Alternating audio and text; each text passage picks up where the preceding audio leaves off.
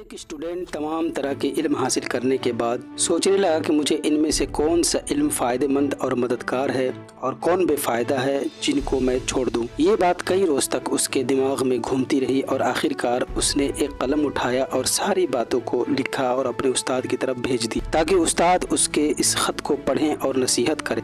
استاد بھی کمال کے، لیکن انہوں نے صرف ایک شاگرد کے خط کے جواب جس میں صرف نصیحت اور چند دعاؤں کی درخواست تھی، انہوں نے قلم اٹھایا اور پوری ایک کتاب لکھ ڈالی۔ اس کتاب کا نام ہے ایھا البلد اور اس کے رائٹر ہیں ابو حامد محمد بن محمد غزالی، جو امام غزالی سے مشہور ہیں۔ انہوں نے بہت مشہور کتابیں لکھی ہیں جیسے احیاء العلوم، کیمیائے سعادت، مقاصد الفلاسفہ، تحافۃ الفلاسفہ۔ ان کی موت آج سے تقریباً 913 سال پہلے ہوئی، یعنی 1111 عیسوی میں۔ کتاب شروع ہوتی ہے خدا کی تعریف سے اور لکھنا شروع کرتے ہیں: اے پیارے بیٹے اور سچے دوست، خدا تجھے سیدھے راستے کی توفیق دے۔ تمہیں معلوم ہونا چاہیے کہ تمام نصیحتوں کا سرچشمہ نبی کریم صلی اللہ علیہ وسلم کی ذات ہے۔ اگر تو نے حدیث پڑھی ہے تو تمہیں پتہ ہوگا، اور اگر نہیں پڑھی ہے تو تم مجھے بتا کہ تو نے اتنے سال میں کون سا علم حاصل کیا ہے۔ اے بیٹے، نبی کی نصیحت ہے کہ بندے کا بیکار کاموں میں مصروف رہنے کا مطلب یہ ہے کہ خدا نے اپنی نظر رحمت پھیر لی ہے۔ آپ لکھتے ہیں کہ انسان کو کوشش کے بغیر کچھ نہیں مل سکتا۔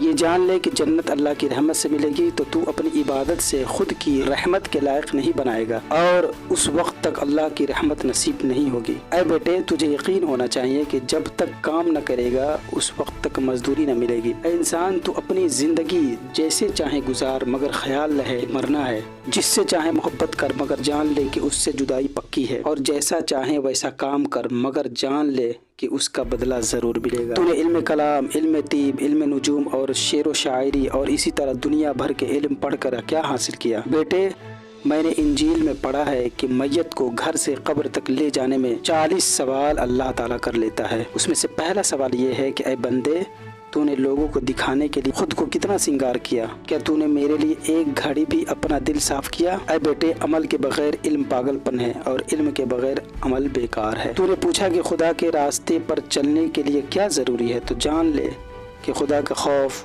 توبہ و استغفار، دشمنوں سے دوستی اور اتنا علم جس سے خدا کی عبادت و فرما برداری کر سکے۔ کسی بزرگ نے 400 استادوں سے 4000 حدیث سنی، ان میں سے ایک حدیث کو لیا اور باقی تمام کو چھوڑ دیا۔ دنیا و آخرت میں جتنا رہنا ہے اس کے حساب سے کام کر، اور اللہ کے لیے اتنا جتنا تو اس کا محتاج ہے، اور جہنم کے لیے اتنا ہی کر جتنا تو اس کے تکالیف کو برداشت کر سکے۔ ایک بزرگ نے اپنے شاگرد سے جو ان کی خدمت میں 33 سال سے تھا پوچھا کہ تو نے اتنے سالوں میں مجھ سے کیا سیکھا؟ اس نے کہا صرف 8 باتیں۔ استاد نے تعجب کیا مگر پوچھا کہ بتا وہ 8 باتیں کیا ہیں؟ شاگرد بتانا شروع کیا: پہلی، میں نے لوگوں کو دیکھا کہ لوگ ایسی چیزوں سے محبت کر رہے ہیں جو ان میں سے کوئی ان کا ساتھ زندگی تک، کوئی موت تک، کوئی قبر تک۔ میں نے سوچا کہ میں اچھے کاموں سے محبت کروں گا جو مرنے کے بعد تک میرا ساتھ نہ چھوڑے گا۔ شاگرد نے اسی طرح دوسرا، تیسرا، چوتھا، پانچواں، چھٹا اور ساتواں کا ذکر کیا۔ پھر اس نے 8واں اور آخری بات بتایا کہ میں نے لوگوں کو دیکھا کہ ہر کوئی کسی نہ کسی چیز پر بھروسہ کر رہا ہے، کوئی مال پر، کوئی علم پر، تو کوئی اپنے لوگوں پر، مگر قرآن میں ہے جس نے اللہ پر بھروسہ کیا اس کے لیے اللہ کافی ہے۔ استاد نے جب تمام باتیں سنی تو کہا تو نے بہت ہی اچھی بات بتائیں، اور خوش ہو گئے۔ امام غزالی اپنی بات جاری رکھتے ہیں اور آگے مزید لکھتے ہیں: اپنے شاگرد کو مرشد کی صفات، اس کے اطاعت و فرمانبرداری، ظاہری آداب، باطنی آداب، تصوف کی حقیقت، بندگی کی حقیقت، توکل کی حقیقت اور اخلاص کی حقیقت بیان کرتے ہیں، اور پھر اس کے بعد 8 نصیحتیں لکھنے کے بعد اپنی بات مکمل کرتے ہیں۔ آپ لکھتے ہیں کہ اے بیٹے، ان 8 نصیحتوں میں تم کو 4 کرنی ہے اور 4 کو نہیں کرنی ہے۔ جو نہیں کرنی ہے اسے پہلے سنو۔ پہلا یہ کہ جہاں تک ہو سکے تم لوگوں سے مناظرہ نہ کرو، کیونکہ اس میں فائدہ کم نقصان زیادہ ہے۔ دوسرا یہ کہ تقریر کرنے سے بچو۔ تیسرا یہ کہ